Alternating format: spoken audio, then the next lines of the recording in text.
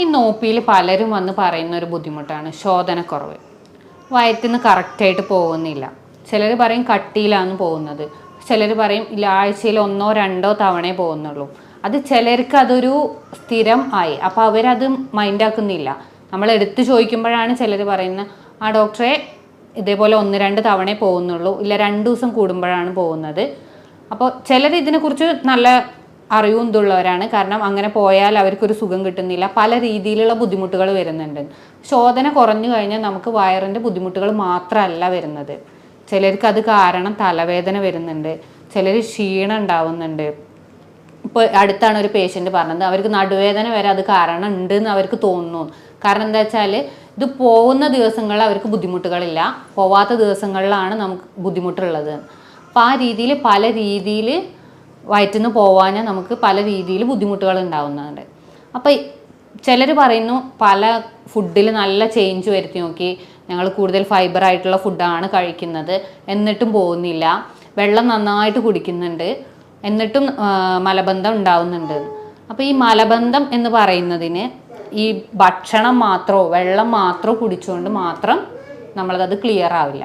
ഇന്ന് ഈ വീഡിയോയിൽ ഞാൻ നിങ്ങൾക്ക് ഒരു ഫലപ്രദമായ രീതിയിലുള്ള 2 ഒറ്റമൂലികൾ പറയുന്നുണ്ട്. ഇത് രണ്ടും നിങ്ങൾ രാത്രി കഴിച്ചു കഴിഞ്ഞാൽ നിങ്ങളെ ശോധന രാവിലെ കറക്റ്റായിട്ട് നടക്കുന്നതാണ്. അപ്പോൾ എന്താണ് മലബന്ധം?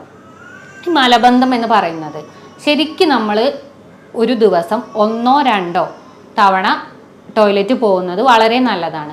അത് കറക്റ്റായിട്ടെന്ന് പറയുന്ന നല്ല കട്ടിയുള്ള രീതിയിലല്ല, നമ്മുടെ മലദ്വാരത്തിന് ബുദ്ധിമുട്ടോ വേദനയോ ഒന്നും ഇല്ലാത്ത രീതിയിൽ സുഗമമായ രീതിയിൽ പോകുന്നതിനെയാണ് നോർമൽ നമ്മൾ പറയുക. അപ്പോൾ അത് കട്ടിയിലുള്ളതാവുമ്പോൾ 2 ദിവസം കൂടുതൽ കഴിഞ്ഞതിന് ശേഷം പോവുക, ഈ ഒരു രീതിയിലൊക്കെ ആവുമ്പോഴാണ് മലബന്ധമായിട്ട് നമ്മൾ പറയുക. അപ്പോൾ ഇതിന് കാരണങ്ങൾ എന്തൊക്കെയാണ്? മെയിനായിട്ട് പറയുന്നത് വെള്ളം കുടിയുടെ കുറവ് തന്നെയാണ്. വെള്ളം കുടി കുറഞ്ഞു കഴിഞ്ഞാൽ ഇപ്പം നമ്മളെ ശരീരത്തിൽ എന്ന് പറഞ്ഞാൽ വെള്ളം എല്ലാ സ്ഥലങ്ങളിൽ നിന്ന് ആഗിരണം ചെയ്തുകൊണ്ടിരിക്കുന്നുണ്ട്. അപ്പോൾ എന്താണ് മലബന്ധം എവിടെ നടക്കുന്നത് നമുക്ക് നോക്കാം.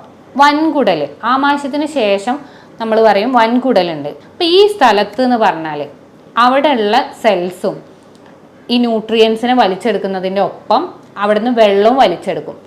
അപ്പോൾ അവിടെ ഭക്ഷണം ദഹനം കഴിഞ്ഞതിന് ശേഷം എത്തിക്കഴിഞ്ഞാൽ അവിടുന്ന് വെള്ളം വലിച്ചെടുക്കുന്നുണ്ട്. അപ്പോൾ നമ്മുടെ ശരീരത്തിന് ആവശ്യമായ വെള്ളമാണ് അവിടെ വലിച്ചെടുക്കുന്നത്. അപ്പോൾ നമ്മൾ ശരീരത്തിന് ആവശ്യമായ രീതിയിൽ വെള്ളം ഉള്ളിലേക്ക് എടുത്തിട്ടില്ല എന്നുണ്ടെങ്കിൽ അവിടുത്തെ ആഗിരണം ചെയ്തു കഴിഞ്ഞാൽ ബാക്കി വരുന്നത് വീണ്ടും നമ്മൾ കട്ടിയാവുകയാണ് ചെയ്യുന്നത്. അപ്പോൾ അത് മലദ്വാരത്തിലൂടെ പുറത്തു പോകാനുള്ള ബുദ്ധിമുട്ടുണ്ടാവും. അപ്പോൾ നമ്മൾ ശരീരത്തിലേക്ക് ആവശ്യത്തിൽ വെള്ളം ഉള്ളിലേക്ക് എടുക്കണം. പിന്നെ ഫൈബർ കുറഞ്ഞു കഴിഞ്ഞാൽ നാരുകൾ അടങ്ങിയ ഭക്ഷണം, അപ്പോൾ നാരുകൾ അടങ്ങിയ ഭക്ഷണങ്ങൾ കഴിക്കുമ്പോൾ ദഹനത്തിന് ശേഷം അത് ശരീരത്തിന് അവിടുന്ന് വെള്ളം വലിച്ചെടുക്കാനും ന്യൂട്രിയൻ വലിച്ചെടുക്കാനും സുഖമാണ്. പിന്നെ ആ രീതിയിൽ തന്നെ നാരുകൾ കൂടുതൽ അടങ്ങി കഴിഞ്ഞാൽ അവിടെയുള്ള മൂവ്മെൻറ്റും ക്ലിയർ ആയിട്ടുണ്ടാവും. അപ്പോൾ അവിടെയുള്ള മൂവ്മെൻറ്റിൽ ഉണ്ടാവുന്ന മാറ്റവും നമ്മുടെ ശരീരത്തിലെ മലബന്ധത്തിന് കാരണമാവും. നോർമലി ആ മൂവ്മെൻറ്റിനെ നമ്മൾ പറയാം പെരിസ്റ്റാൾട്ടിക് മൂവ്മെൻറ്റ് എന്നാണ്. അപ്പോൾ ആ മൂവ്മെൻറ്റ് കറക്റ്റായിട്ട് നടക്കണം.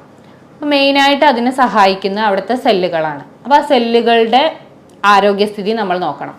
ഇപ്പോൾ ഒരു ടെൻഷൻ അല്ലെങ്കിൽ മാനസിക പിരിമുറുക്കമുള്ള ഒരു വ്യക്തിക്ക് എന്ന് പറഞ്ഞാൽ ശരീരത്തിൽ സ്ട്രെസ് ഹോർമോൺ കൂടുതലായിട്ട് ഉൽപ്പാദിപ്പിക്കും.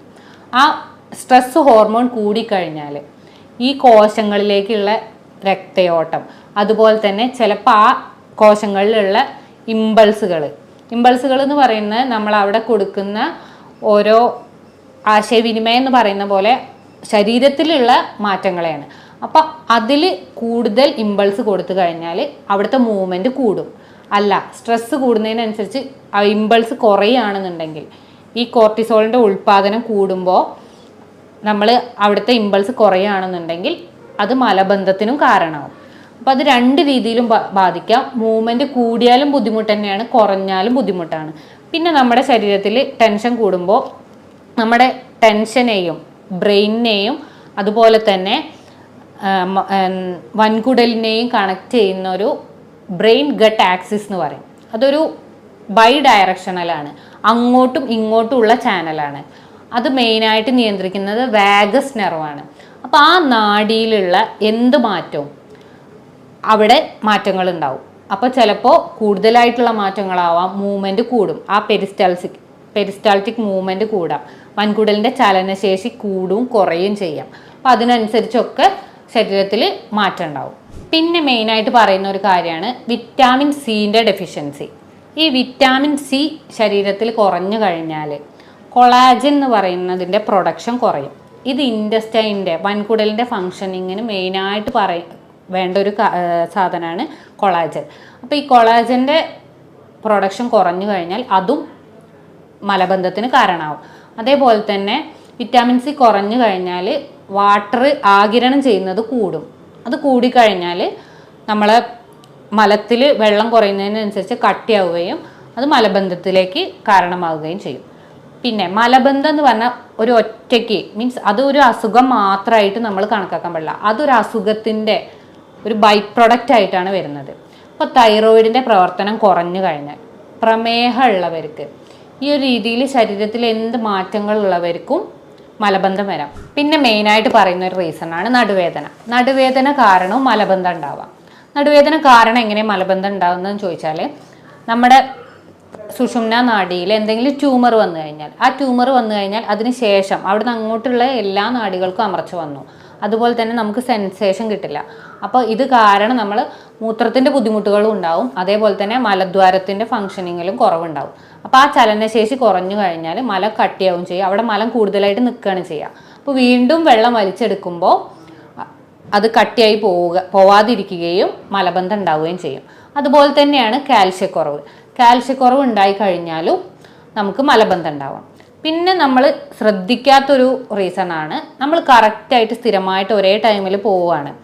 അല്ല അപ്പോൾ 2-3 ദിവസങ്ങളിൽ നമ്മൾ സമയം തെറ്റി ഒരു 5-6 മണിക്കൂർ ലേറ്റായി മീൻസ് പോകണം എന്നുള്ള തോന്നൽ ഉണ്ടായിട്ട് നമ്മൾ പോയിട്ടില്ല എന്നുണ്ടെങ്കിൽ അപ്പം അത് വൻകുടലിൽ അല്ലെങ്കിൽ മലദ്വാരത്തിൻ്റെ അവിടെ മലം എത്തിയിട്ടുണ്ട്, പക്ഷെ നമ്മൾ പോകുന്നില്ല എന്നുണ്ടെങ്കിൽ വീണ്ടും അവിടെ നിന്ന് വെള്ളം വലിച്ചെടുത്തുകൊണ്ടേയിരിക്കുകയാണ്. ശരീരം ആഗിരണശേഷി കുറയ്ക്കില്ല, എവിടെയാണോ ഉള്ളത് അവിടെ നിന്ന് വെള്ളം വലിച്ചെടുത്തുകൊണ്ടേയിരിക്കും. അപ്പോൾ ഇത് വീണ്ടും കട്ടിയാവുകയാണ് ചെയ്യുന്നത്. അപ്പോൾ അത് പോവാനും ബുദ്ധിമുട്ടുകൾ ഉണ്ടാവും. ആ പോയി കഴിഞ്ഞ വേദന ബുദ്ധിമുട്ടുകൾ ആ രീതിയിൽ വരും. കാരണം അവിടെ ഫിഷർ വരാനും അതിൻ്റെ ഭാഗമായിട്ട് പല കോംപ്ലിക്കേഷൻസ് വരാനും കാരണമാവും. അപ്പോൾ ഈ ഒരു രീതിയിലാണ് മലബന്ധം ഉണ്ടാവുന്നത്. ഇനി ഇതെങ്ങനെ നമുക്ക് മെഡിസിൻസ് കൂടാതെ നിയന്ത്രിക്കാമെന്ന് ആദ്യം നോക്കാം. മലബന്ധം ഇല്ലാതാക്കാൻ വേണ്ടി നമ്മൾ മെയിനായിട്ട് ചെയ്യേണ്ടത് ഒരു കൃത്യമായ ടൈം. അപ്പോൾ നമ്മളെ ശരീരം എന്ന് പറയുന്നത് ഒരു ബയോളജിക്കൽ ക്ലോക്കാണ്. ഉറങ്ങാനും അതുപോലെ തന്നെ ഫുഡ് കഴിക്കാനും. അപ്പോൾ അതുപോലെ തന്നെ നമുക്കൊരു പ്രാധാന്യം അർഹിക്കുന്ന ഒരു കാര്യമാണ് ടോയ്ലറ്റ് പോവുക. അപ്പോൾ ഇത് കറക്റ്റ് ഒരു ടൈമിൽ ഫോളോ ചെയ്യാൻ നോക്കുക. ഇപ്പോൾ ഒരു 8 മണിയാണെന്നുണ്ടെങ്കിൽ ആ 8 മണിക്ക് തന്നെ സ്ഥിരമായിട്ട് പോകാൻ നോക്കുക. പോകണമെന്ന തോന്നൽ ഉണ്ടായി കഴിഞ്ഞാൽ ഒരു വിത്തിൻ 10 മിനിറ്റ്സ് ഇത് നിങ്ങളൊന്ന് സ്ഥിരമായിട്ട് ചെയ്ത് നോക്കൂ. നിങ്ങൾക്ക് എന്തായാലും ജീവിതത്തിൽ മലബന്ധം വരില്ല. കാരണം ആ ഒരു ടെൻഡൻസി വന്നു കഴിഞ്ഞാൽ വീണ്ടും നമ്മൾ പിടിച്ചു നിൽക്കുമ്പോൾ മാത്രമാണ് അവിടുന്ന് വെള്ളം വലിച്ചെടുക്കുമ്പോൾ ബുദ്ധിമുട്ടുണ്ടാകുന്നത്. അപ്പോൾ കറക്റ്റായിട്ട് ഒരു ടൈം ഫോളോ ചെയ്യാൻ നോക്കുക. പിന്നെ പറയുന്നത് നമ്മൾ വെള്ളം കുടിക്കുക. വെള്ളം ധാരാളമായിട്ട് കുടിക്കാൻ നോക്കുക. കാരണം ബോഡിക്ക് ആവശ്യമുള്ള വെള്ളം വേണം, അതുപോലെ തന്നെ മലം പോവാനുള്ള ആ ഒരു ലൂസനിങ്ങിനുള്ള വെള്ളവും ശരീരത്തിൽ വേണം. അപ്പോൾ നന്നായിട്ട് ഡെയിലി വെള്ളം കുടിക്കാൻ നോക്കുക. പിന്നെ വിറ്റാമിൻ സി റിച്ച് ആയിട്ടുള്ള ഫുഡ്, നാരങ്ങ, ഓറഞ്ച്, ബ്രോക്കോളി ഇതുപോലത്തെ ഫുഡുകൾ നമ്മൾ ഡെയിലി ഭക്ഷണത്തിൽ ഉൾപ്പെടുത്താൻ നോക്കുക. പിന്നെ പറയുന്നത് ഇൻസോലബിൾ ഫൈബറും സോലബിൾ ഫൈബറും നമ്മൾ കഴിക്കണം. ഓട്സ്, ബാർലി ഇത് നമ്മൾ ഡെയിലി ഫുഡിൽ ഉൾപ്പെടുത്തുക. അത് രാത്രിയാണെന്നുണ്ടെങ്കിൽ രാത്രി അല്ല, നിങ്ങൾക്ക് പറ്റുന്ന സൗകര്യം പോലെ രാത്രിയാണ് ഏറ്റവും നല്ലത്. അതുപോലെ തന്നെ തവിടുള്ള അരി കഴിക്കാൻ നോക്കുക. സാധാ ചോറിന് പകരം നമ്മൾ തവിടുള്ള ആ തവിടും ഒരു ലാക്സേറ്റീവ് പോലെ നമുക്ക് പ്രവർത്തിക്കും. ഈ മലം പോകുന്നതിനൊരു സഹായകരമാവും. അപ്പോൾ അതുകൊണ്ട് തവിടുള്ള അരി കഴിക്കാൻ നോക്കുക. അതുപോലെ തന്നെ ഗോതമ്പ് കൂടുതലായിട്ട് കഴിക്കാൻ നോക്കുക. പിന്നെ നമ്മൾ ഇപ്പോൾ ടോയ്ലറ്റിൽ ഇരിക്കുന്ന സമയത്ത് നമ്മുടെ കാൽമുട്ടുകൾ നമ്മുടെ അരക്കെട്ടിന് ഒന്ന് അരക്കെട്ടിനേക്കാൾ ഒന്ന് ഒരു ചെറുതായിട്ട് ഉയർന്ന രീതിയിൽ ഇരിക്കാൻ നോക്കുക. അതിനു വേണ്ടി നമ്മൾ ചെയ്യേണ്ടത് നമ്മളെ മടമ്പ് ജസ്റ്റ് ഒന്ന് പൊന്തിച്ചാൽ മതി. ഈ രീതിയിൽ ഇരുന്ന് കഴിഞ്ഞാൽ നമ്മുടെ വൻകുടലും അതേപോലെ തന്നെ സ്പൈനൊക്കെ നേരെ രീതിയിൽ വരുന്നതുകൊണ്ട് ആ മൂവ്മെൻറ്റ് ചലനശേഷി കൂടുന്നത് കാരണം മലം പെട്ടെന്ന് പോവാൻ നമുക്ക് സഹായകമാവും. പിന്നെ നമ്മൾ ചെയ്യേണ്ട ഇത്രയും ചെയ്തിട്ടും നിങ്ങൾക്ക് ബുദ്ധിമുട്ടുകൾ ഉണ്ടെന്നുണ്ടെങ്കിൽ നമ്മൾ 2 ഒറ്റമൂലികൾ പറയുന്നുണ്ട്. ഇത് ഡെയിലി വൈകുന്നേരം മീൻസ് രാത്രി ഫുഡ് കഴിച്ചതിന് ശേഷം നിങ്ങൾ കഴിക്കുക. ആദ്യത്തേന്ന് പറയുന്നത് ഒരു കട്ടൻ കാപ്പി, നല്ല സ്ട്രോങ് ആയിട്ട് പഞ്ചസാര കംപ്ലീറ്റ് ഒഴിവാക്കിയതിന് ശേഷം സാധാ ഒരു ചുടുവെള്ളത്തിൽ കാപ്പിപ്പൊടി ഇട്ടിട്ട് ഒരു കട്ടൻ കാപ്പി ഉണ്ടാക്കുക. കട്ടൻ കാപ്പി ഉണ്ടാക്കിയതിന് ശേഷം അതിൽ 2 സ്പൂണ് ഒലീവ് ഓയിൽ, കൂടുതലായിട്ട് എടുക്കണ്ട, കാരണം അത് പിന്നീട് ചിലപ്പോൾ വയറിളക്കത്തിന് കാരണമാവും. അപ്പോൾ 2 സ്പൂൺ ഒലീവ് ഓയിൽ എടുക്കുക. എന്നിട്ട് അത് രാത്രി കഴിച്ചതിന് ശേഷം കിടക്കുക. രാവിലെ നിങ്ങൾക്ക് സുഗമമായ രീതിയിൽ മോശം പോവും. പിന്നെ വേറൊന്ന് പറയുന്നത്, സാധാ പാല് അല്ലെങ്കിൽ വെള്ളത്തിലും കുടിക്കുക. പാല് രാത്രി ഒരു ഗ്ലാസ് എടുത്തതിന് ശേഷം അതിൽ 1 സ്പൂൺ കാസ്റ്റർ ഓയിൽ. നോർമലി എല്ലാവർക്കും അറിയുന്നതാണ് ആവണക്കിൻ്റെ എണ്ണ. പഴയ ആൾക്കാരൊക്കെ സ്ഥിരമായിട്ടത് ഉപയോഗിക്കുന്നത് കണ്ടിട്ടുണ്ടാവും. പക്ഷെ ഇന്നത്തെ രീതിയിൽ നമുക്കത് എന്താണ് ഏതാണെന്ന് അറിയില്ല. അപ്പോൾ ആവണക്കിൻ്റെ എണ്ണ ഈ പാലിൽ ഒഴിച്ചതിന് ശേഷം ഡയറക്റ്റായിട്ട് കഴിക്കുക. കൂടുതലായിട്ട് കഴിക്കേണ്ട. ഈ ഒരു ഗ്ലാസ്സിൽ 1 സ്പൂൺ എന്ന രീതിയിൽ കഴിക്കുക. ഇത് സ്ഥിരമായിട്ട് ഒരാഴ്ച ചെയ്യുമ്പോൾ, ഒരു ദിവസം ചെയ്യുമ്പോൾ തന്നെ നിങ്ങൾക്ക് മാറ്റങ്ങൾ മനസ്സിലാവും. പിന്നെ അത് ഒരാഴ്ച കണ്ടിന്യൂ ചെയ്യുകയാണെന്നുണ്ടെങ്കിൽ നിങ്ങൾക്ക് മലബന്ധം കൺട്രോൾ ചെയ്ത് പോവാവുന്നതാണ്. പിന്നെ ഡെയിലി രാവിലെ എണീച്ച ശേഷം നിങ്ങളൊരു അധിക ചൂടിലല്ല, ഒരു മൈൽഡ് ചൂടിൽ ഇളം ചൂടുവെള്ളം 2 ഗ്ലാസ് ഡെയിലി എല്ലാവരും കുടിക്കാൻ നോക്കുക. അത് മലബന്ധത്തിന് മാത്രമല്ല, ശരീരത്തിലെ എല്ലാ ഉന്മേഷത്തിനും കോശങ്ങളുടെ വളർച്ചയ്ക്കും ഒക്കെ നല്ല രീതിയിൽ ഹെൽപ്പ് ചെയ്യും. അപ്പോൾ ഈ രീതിയിൽ നിങ്ങൾ എല്ലാവരും ഒന്ന് ചെയ്തു നോക്കൂ. നിങ്ങൾക്ക് മലബന്ധം പിന്നീട് ഉണ്ടാവില്ല. അപ്പോൾ ഇതുമായി ബന്ധപ്പെട്ട് എന്തെങ്കിലും സംശയം നിങ്ങൾക്ക് ഉണ്ടെന്നുണ്ടെങ്കിൽ നിങ്ങൾക്ക് ഈ കാണുന്ന നമ്പറിൽ കോൺടാക്റ്റ് ചെയ്യാവുന്നതാണ്. ഞാൻ doctor Gopika, doctor Basil Soumya hospital, Pandikkad, Malappuram ജില്ല.